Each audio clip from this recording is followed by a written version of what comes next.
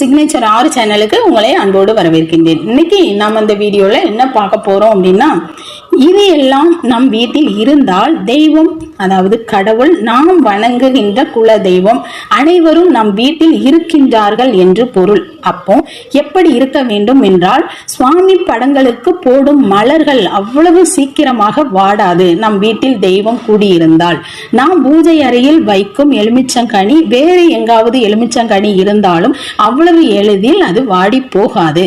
அப்புறம் நம் வீட்டில் காய்கறிகள், அதாவது வெளியில் இருக்கும் காய்கறிகள் அவ்வளவு சீக்கிரமாக புழுக்கள் வண்டுகள் வராது.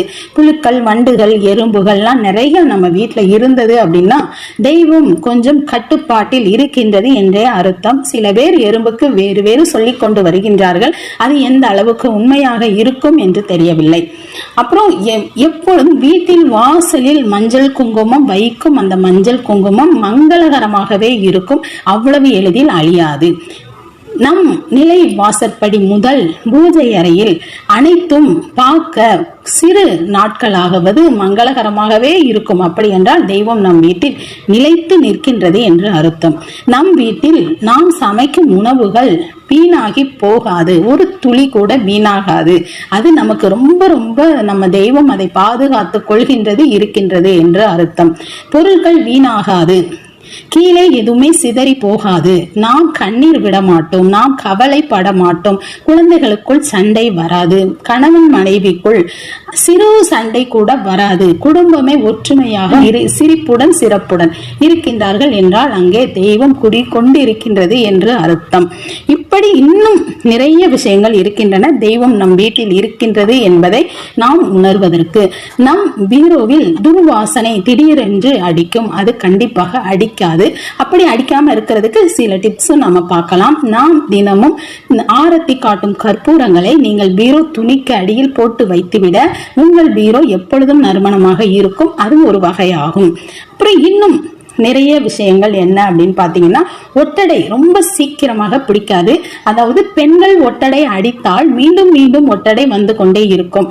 ஆகையினால் இந்த ஒட்டடை அடிக்கும் அந்த பழக்கம் ஆண்கள் செய்வது மிக மிக நல்லது.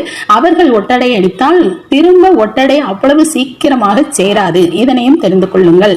அப்புறம் இன்னும் என்ன செய்யணும் அப்படின்னா, சுவாமி படங்களுக்கு வைக்கும் மஞ்சள் குங்குமம் பாசி படந்தார் போல் இருக்கும். அப்படி இருக்கக்கூடாது. இருந்தால் தெய்வங்கள் இல்லை என்று அர்த்தம். அது மழை காலங்களில் அப்படி இருந்தால் பரவாயில்லை, ஆனா எந்த நேரமும் அப்படி இருக்கக்கூடாது. உப்பு, நம் வீட்டில் உப்பு வாங்கும் நிலை சற்று குறைவாக இருக்கும். உப்பு இல்லாமல் போய்விடும். சில நேரங்களில் மஞ்சள் தூள் அறவே தட்டி போய்விடும். நம் வீட்டில் தெய்வங்கள் இல்லை என்றால் மளிகை பொருட்கள் வாங்க பணம் இருந்தும் வாங்க முடியாத சூழ்நிலையாகும். நம் வீட்டில் மளிகை பொருட்கள் வைக்கும் இடம் காலியாக இருக்கும்.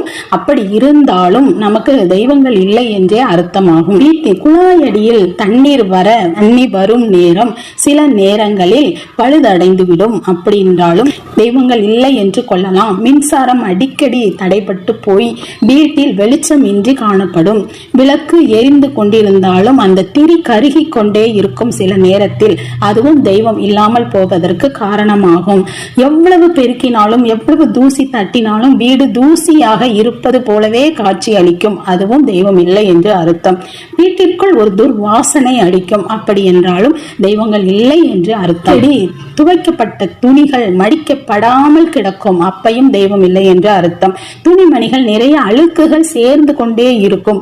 அப்பவும் தெய்வம் இல்லை என்று அர்த்தம். நாம் ஒரு நாள் போட்ட துணியை மறுநாளும் போடும் வாய்ப்பு கிடைக்கும். அப்பவும் நமக்கு தெய்வம் இல்லாமல் போகுதோ என்ற கவலை நமக்கு ஏற்படும். ஒரு நாள் இல்லாமல் 2 நாள் இல்லாமல் 3 நாட்கள் கூட குளிக்காமல் இருக்கும் நிலை ஏற்படும். அப்புறம் ஆண்கள் வெள்ளி செவ்வாய் சனி அந்த நாட்களில் சேவ் செய்து கொண்டு வருவார்கள். அப்பவும் தெய்வம் கொஞ்சம் வெளியே நிற்கின்றது என்றுதான் அர்த்தம். அபசகுணமாக இந்த மாதிரி மேற்படி சொன்ன அத்தனை விஷயங்களும் வீட்டில் நடந்தால் தெய்வங்கள் அந்த வீட்டில் இல்லை என்றே நாம் தெரிந்து கொள்ளலாம். பணம் கையில் நிறைய புரள்கின்றது அப்படின்னா தெய்வம் இல்லை என்று சில பேர் நினைப்பாங்க. என் கையில் நிறைய பணம் இருக்கின்றது, அப்ப ஏன் என் வீட்டுல தெய்வம் இல்லை அப்படின்னு. நம் கையில் இருக்கும் பணத்துக்கும் தெய்வத்திற்கும் ஒரு சில நேரங்களில் நாம் சம்பந்தப்படுத்தி பார்க்க கூடாது. தெய்வங்கள் நம் வீட்டில் இருப்பதற்கும் நம் கையில் பணம் இருப்பதற்கும் அது நிறைய சம்பந்தப்பட்ட விஷயமாகவே இருந்தாலும் பணம் நிறைய இருப்பதினால் அந்த வீட்டில் தெய்வம் இருக்கின்றது என்ற அர்த்தம் கிடையாது. அது வேறு வேறு காரணங்கள் அதற்கு இருக்கும். நிறைய காரணங்கள் சொல்லிக் கொண்டு போகலாம். நிறைய கோடி கோடி பணங்கள் இருந்தாலும் அங்கு தெய்வம் இருக்கின்றதா என்பதை நாம் சொன்னால் அங்கே தெய்வம் வாசம் செய்யவில்லை என்றும் சொல்லலாம். அப்போ லட்சுமி அதிகமாக அங்கே இருக்கின்றார்கள். ஏன் அங்கு தெய்வம் இல்லை என்றால் அதற்கு பல்வேறு காரணங்களை கூற முடியும். அதுவும் ஒரு காரணமாகும். தெய்வமும் இருக்க வேண்டும் அங்கே. அப்படி என்றால் அந்த இடம் ஒரு பண மாளிகையாக இருக்கக்கூடாது. தெய்வீக கடாட்சம் என்பது அது வேறு. அது நாம் பார்ப்பதற்கே நமக்கு தெரிந்துவிடும். இந்த வீடு ரொம்ப பணக்கார வீடு என்று சொல்வதை விட மகாலட்சுமி குடியிருக்கும் மங்களம் நிறைந்த வீடு என்று சிலர் சொல்வார்கள். அதுவே உண்மையான சாட்சியாகும். பணம் இருக்கும் இடம் தெய்வம் இருக்கும் இடமாகும் என்று கருதக்கூடாது. தெய்வம் இருக்கும் இடத்தில் அனைத்து நலன்களும் இருக்கும்.